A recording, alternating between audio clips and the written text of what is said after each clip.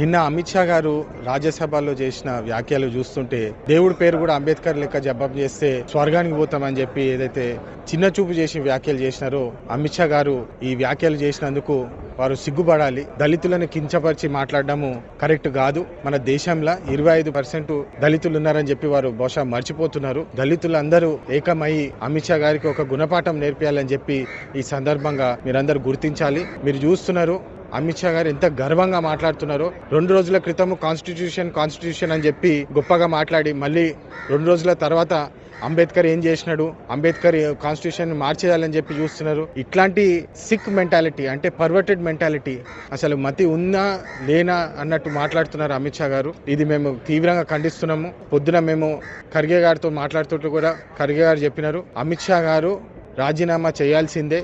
దళితులకు చూపించిన అన్యాయము, దళితులకు ఇచ్చిన సెల్ఫ్ రెస్పెక్ట్ లేకుండా వారు ప్రవర్తించడము, వారు మాట్లాడడం చాలా బాధాకరము. అందుకని హోంమంత్రిగా అమిత్ షా ఇమ్మీడియట్గా రిజిగ్నేషన్ చేయాలి, క్షమాపణ చెప్పాలి.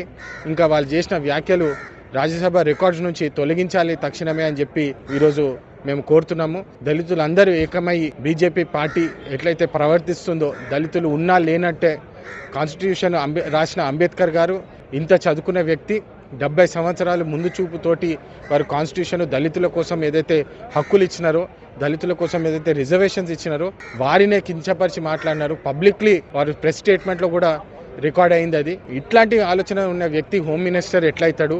వారు గతంలో కూడా జైలుకి పోయినది మళ్ళొకసారి గుర్తు చేయాలి జనాలందరూ. ఈ సందర్భంగా అమిత్ షా గారికి ఒక చెంపదెబ్బ కొట్టినట్టు దళితులందరూ ఏకమై ఒక తాటిపై నించొని కొట్లాడే సమయం వచ్చిందని చెప్పి ఈ సందర్భంగా అందరూ గుర్తించాలి. తక్షణమే అమిత్ షా గారు ఇమ్మీడియట్గా రెసిగ్నేషన్ చేసి అపాలజీ చెప్పాలి దళితులందరికీ. ముఖ్యంగా అంబేద్కర్ గారిని ఆలోచించి వారికి క్షమాపణ చెప్పాలని చెప్పి ఈరోజు మేము డిమాండ్ చేస్తున్నాము.